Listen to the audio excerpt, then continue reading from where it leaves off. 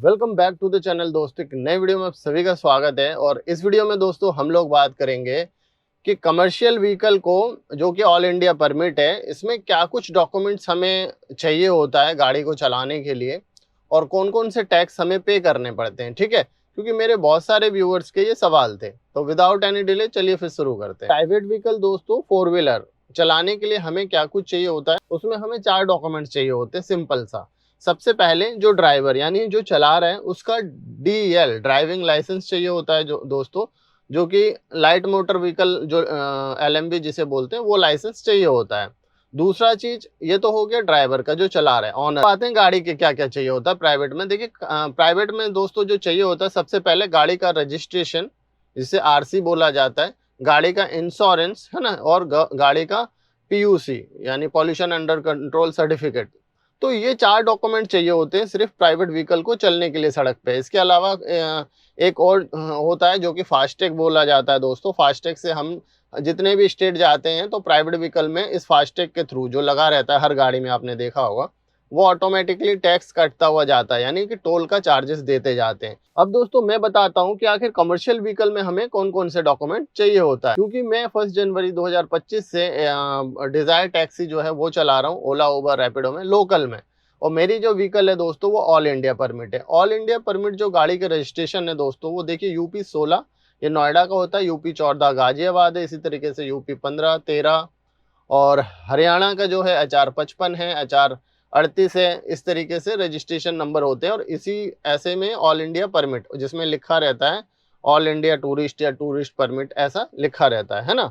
तो ये होते हैं ऑल इंडिया परमिट वाली गाड़ी। अब दिल्ली की जो ऑल इंडिया परमिट की रजिस्ट्रेशन नंबर होते हैं दोस्तों, वो DL 1Z करके नंबर जितने भी आते हैं ना दिल्ली में कमर्शियल में, वो वाले जो नंबर होते हैं ये ऑल इंडिया परमिट होती है। DL 1RT ये जो सीरीज होता है दोस्तों, ये 15 साल का लोकल परमिट के लिए होता है, यानी NCR परमिट की व्हीकल होती है। तो चलिए फिर मैं आपको दिखा देता हूँ कि आखिर कमर्शियल व्हीकल में हमें कौन कौन से डॉक्यूमेंट रखने होते हैं। जैसे कि मैंने बताया दोस्तों, प्राइवेट में हमें जो डॉक्यूमेंट चाहिए होता है, तो सबसे पहले तो कमर्शियल में भी ये तो मैंडेट है, यानी कि ड्राइवर जो चला रहा है उसका ड्राइविंग लाइसेंस चाहिए होता है दोस्तों।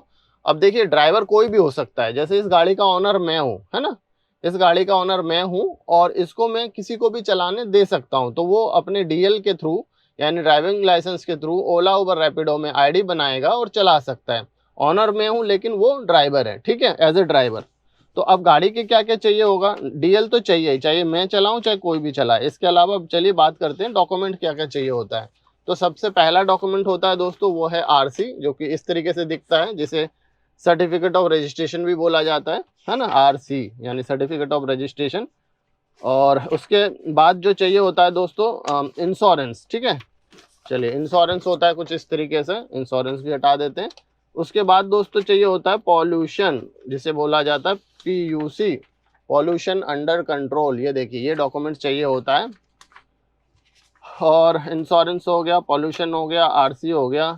इसके अलावा अब क्योंकि कमर्शियल व्हीकल है तो सबसे पहले क्या होगा, ऑल इंडिया परमिट। क्योंकि परमिट आपकी कौन सी है, लोकल है या आउट स्टेशन की है, मतलब लोकल परमिट है या ऑल इंडिया परमिट है। तो देखिए दोस्तों ये है आपका, ये आप देख रहे हैं ऑल इंडिया परमिट। इस परमिट की वैलिडिटी कितनी होती है दोस्तों, वो मैं आपको बता देता हूँ, देखेंगे आप। ये होती है दोस्तों 5 साल के लिए, यानी कि जब भी आपकी गाड़ी रजिस्टर्ड होती है तब से 5 साल के लिए मिलती है, उसके बाद फिर रिन्यू होती है। या फिर अगर आपने गाड़ी सेकंड हैंड ली है तो जब आपका नाम ट्रांसफर होगा उस डेट से लेकर अगले 5 साल तक। ये देखिए 16 जुलाई 2025 से लेकर और 15 जुलाई 2030 तक इसकी वैलिडिटी है, यानी कि ये 5 साल के लिए ऑल इंडिया परमिट है।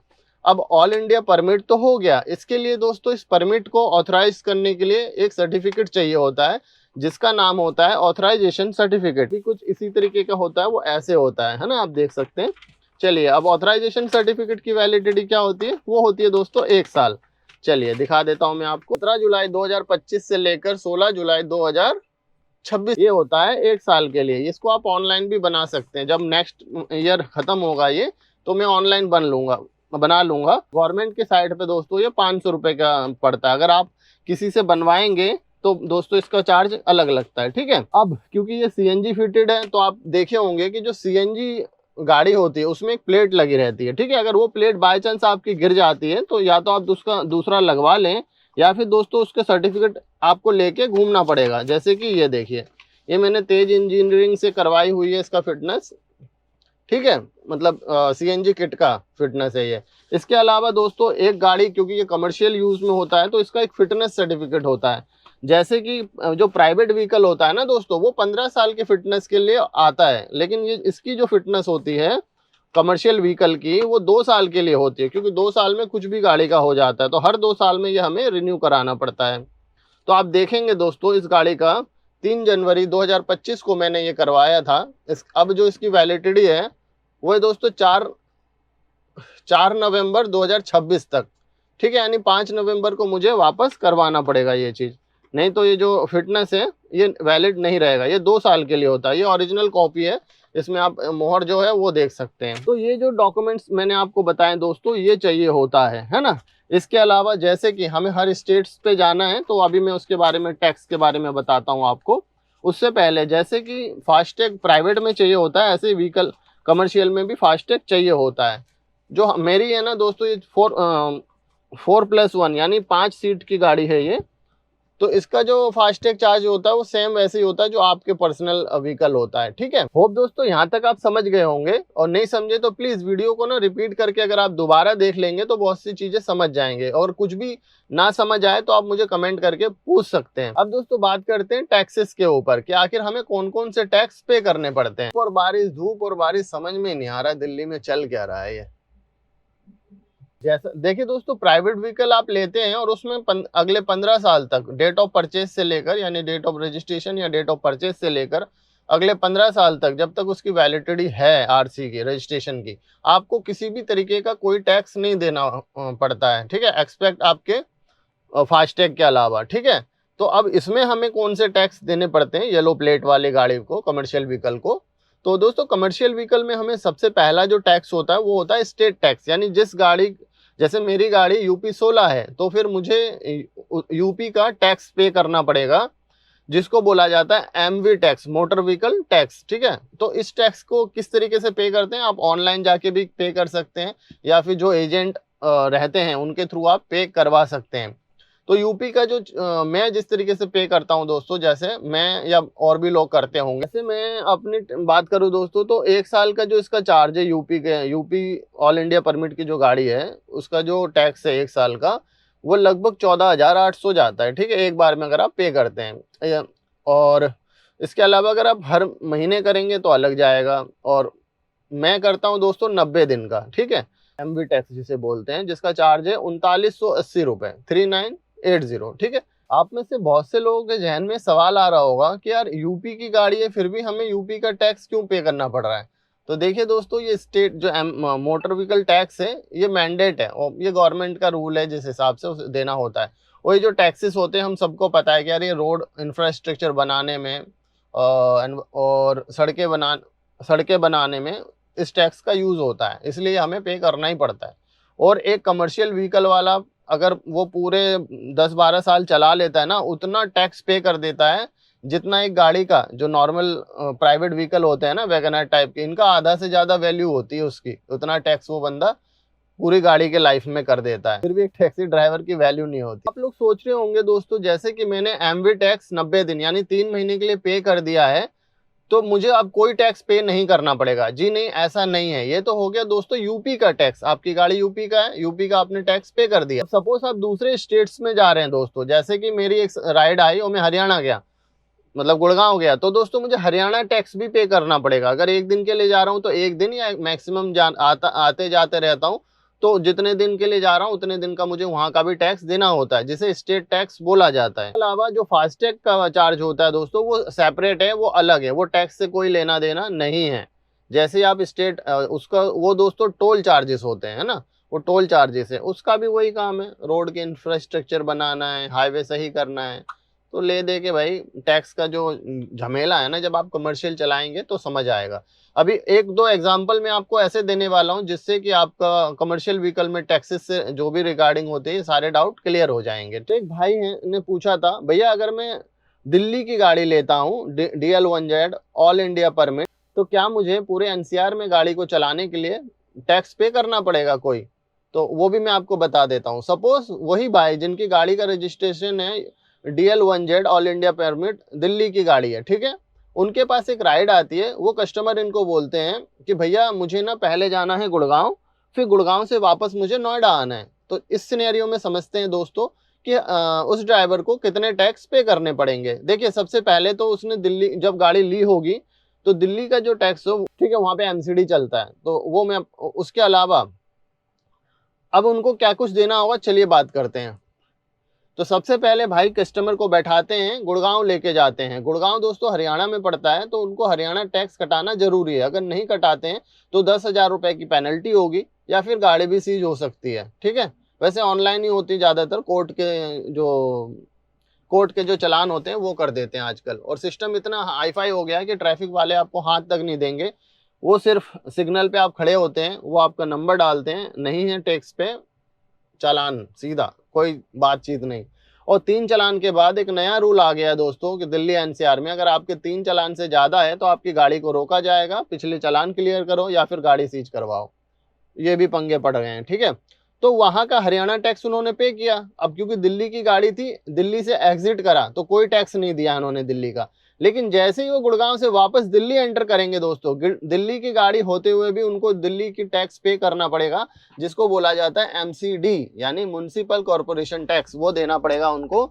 या फिर अगर उस भाई ने 3,000 रुपए दे के दिल्ली गवर्नमेंट से ये वाला पास जो है वो लिया होगा तो उनको कोई टैक्स नहीं देना होगा। इस तरीके के पासेस आते हैं अगर आप एमसीडी से यानी लोकल काम कर रहे हो ओला उबर रैपिडो में, तो ज्यादातर जो ड्राइवर होते हैं दोस्तों वो इस तरीके के पास ले लेते हैं, जिससे कि आप कोई भी दिल्ली की गाड़ी हो या कहीं की भी गाड़ी हो अनलिमिटेड एंट्री और एग्जिट कर सकते हैं दिल्ली में। तो दिल्ली में जितने भी एमसीडी के टोल हैं, ऑलमोस्ट मेरे ख्याल से 20-22 टोल हैं पूरे दिल्ली में, उन सभी टोल से एग्जिट और एंट्री फ्री में कर सकते हैं इस पास के थ्रू। अब वो भैया दिल्ली उन्होंने एमसीडी का पास नहीं लिया था, तो उस कंडीशन में क्या होगा कि उनको कैश 100 रुपए देना होगा, या फिर इनका फास्टैग एक रिचार्ज आता है जिसको एमसीडी फास्टैग बोला जाता है। अगर उस पर रिचार्ज है तो उसमें से 100 रुपए कटेगा, तो एक एंट्री का दिल्ली में 100 रुपए चार्ज देना पड़ता है दोस्तों, ठीक है। और ये जो फास्टैग है वो अलग है, लेकिन फास्टैग नहीं है दिल्ली में, मतलब 60 किलोमीटर के अंदर पे एनएचआई का रूल होता है कि 60 किलोमीटर के अंदर जो भी एक ही टोल होगा, तो इसलिए टोल नहीं है। अब जैसे ही वो ड्राइवर भाई दिल्ली का नंबर है और दिल्ली घुस के वापस वो नोएडा को आएंगे, तो दोस्तों एग्जिट दिल्ली से वापस नोएडा करें यानी दिल्ली से एग्जिट होकर नोएडा में आए, तो एग्जिट का कोई चार्ज दिया नहीं उन्होंने। लेकिन जैसे ही नोएडा में घुसेंगे तो नोएडा में कोई भी टोल वगैरह नहीं है, लेकिन उनको वही पुलिस अगर पकड़ती है, नंबर देखती है कि इन्होंने टैक्स यूपी टैक्स भरा है या नहीं भरा है।